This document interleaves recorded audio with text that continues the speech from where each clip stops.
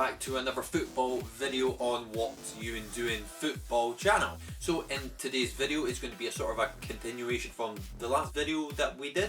If you haven't saw it, you can go back and check that out if you want to. So we're going to be looking at all the teams in the Scottish Premiership, and we're going to go through all the signings that all the Premiership teams have made and see who has won the transfer window. For the last few weeks I've had a few new subscribers, so thank you very much you guys. If you are into football, please think about subscribing, and if you do stay till the end, give the video a like, and I really appreciate the support. Now, speaking of subscribers, this video idea was recommended to me by one of my main subscribers on the channel and my best mate Alan, so thank you very much for the idea, buddy. So let's get into it. Let's see what team won the January transfer window.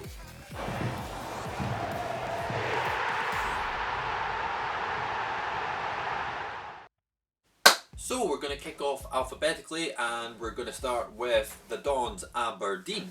Now, Aberdeen's biggest signing in my opinion was the permanent deal of Ross McCrory. The former Rangers midfielder was on loan to Aberdeen throughout the first half of the season, and the deal was made permanent throughout the January transfer window. He's had a really good start to the season so far for Aberdeen, and I'm sure that this deal will suit him down to the ground. So well done to Ross McCrory. In addition to that as well, Aberdeen brought in 3 forwards as well to add to the squad, including Callum Hendry from St Johnstone, Fraser Hornby from Stade de Reims, and most notably as well Florian Camberry from St Gillan. The former Rangers and Hibs striker is a really good addition. I always thought that he was a really good player, especially when he played for Hibs, so I think it's a really good addition to Aberdeen's squad and will bolster their attacking options throughout the rest of the season. Moving on to Celtic, they brought in nobody. Next, I'm only kidding. Celtic brought in English fullback John Joe Kenny on loan from Everton for the rest of the season.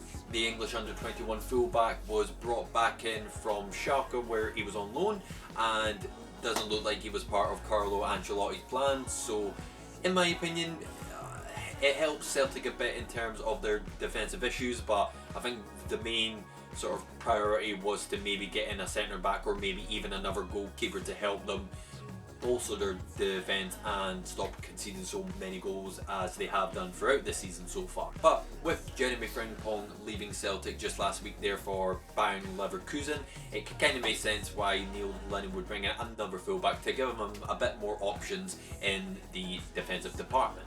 Moving on, and we're going to Dundee United. They have brought in nobody.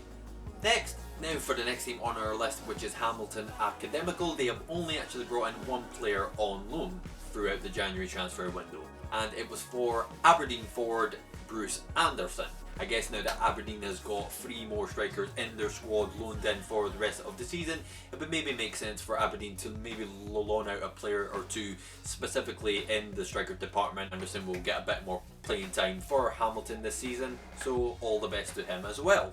Now moving along to the green side of Edinburgh, Hibs have made 3 acquisitions throughout the January transfer period, and these were for goalkeeper Matt Macy from Arsenal, former Columbus Crew midfielder Chris Cadden, and finally Jackson Irvine, formerly of Hull City. I've actually only seen one of these players in action, which was Jackson Irvine when he featured in the League Cup semi-final against St Johnstone, and he actually looked quite decent, had a few shots on goal, seemed relatively comfortable on the ball, so seems a good addition to the Hibs squad, and we'll see how the other 2 do throughout the rest of the season for Hibernian. Coming back through to the west, and Kilmarnock have actually made 4 acquisitions throughout the January transfer period.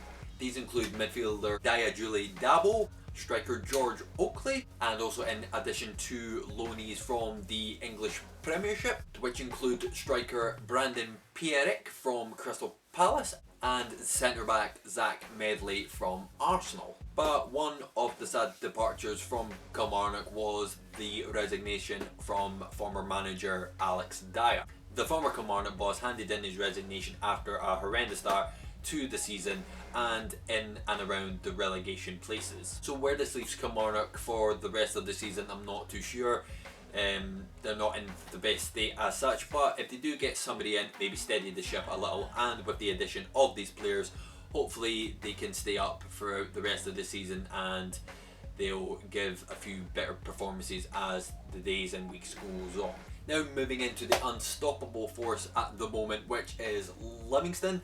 They have made 3 additions to their team for the January transfer window, which include former Hearts striker Gavin Riley. He made his move from Carlisle United. Also making a permanent deal for Livingston was former Shelbourne striker Jays Kabaya as well. And also loaned in for Livingston for the rest of the season as well is Drubial Diane from Grasshopper Zurich. Moving on to Motherwell, and new boss Graham Alexander has made quite a few acquisitions throughout the January transfer period. For this one though, I'm going to have to read it off my phone because there's just too many names to try and memorise as well, so please bear with me while I read it out to you. For permanent deals for Motherwell, you have got Stephen Lawless, former midfielder from Burton Albion. You've got Sam Foley, a former midfielder from St Mirren as well.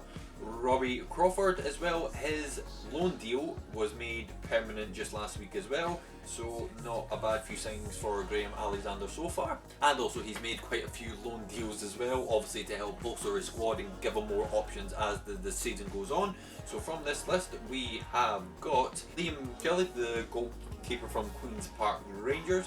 You've got the Northampton striker Harry Smith as well. Jordan Roberts from Hearts as well, who's not made the best start for the Jambos this season as well, so I'm not entirely surprised that he's went elsewhere to go and get more first team football. They've also inquired the services of Crewe Alexandria defender Eddie Nolan as well, and finally defender Tyler McGlory from Blackburn Rovers. So quite a few good deals for Graham Alexander and the Steelmen, but can they hit the ground running throughout the rest of the season? We'll have to wait and find out. Moving up to the league leaders Rangers, they've made no more inquiries or deals throughout the last day of the January transfer window. The 2 signings that I mentioned in the last video were Jack Simpson and Scott Wright from Aberdeen. Those were the only deals that were made, and the only deals that were made permanently out of Ibrox was Ross McCrory, as mentioned before, to Aberdeen. But Rangers recruitment all around the season has been phenomenal. They've managed to hold on to their best players such as Ryan Kent, Kamara, James Tavernier, and brought in a few new faces as well to add to the squad that Steven Gerrard has already got. And obviously it's only a matter of time before they seal the Premiership, so I think he's done an all-round good job for the Gers this season. Going up to Ross County, where new manager John Hughes has made quite a few acquisitions as well. He's brought in a few strikers including Tony Andrew and former Motherwell striker Jordan White. Also adding to those signings was midfielder Hamid Maushi and former Peterborough United defender Jason Naismith. Also adding to that was a couple of loan signings for the Stags as well, bringing in young Celtic defender Leo Helgeldi and goalkeeper Joe Hilton from Blackburn Rovers. I have got high hopes for Ross County, even though they're in the position that they sit in at the current moment in the league. I do think John Hughes is a really good manager, very experienced, very lovable as well, and I think that will flow through the team to get some performances and results in their way for the future this season. Moving up to Perth, and St Johnstone haven't brought anybody in permanently, but they have made 3 loans throughout the transfer window, including Glenn Middleton from Rangers on loan, midfielder Charlie Gilmore from Norwich City, and finally Millwall defender James Brown. Wow! I feel good! I bet he does.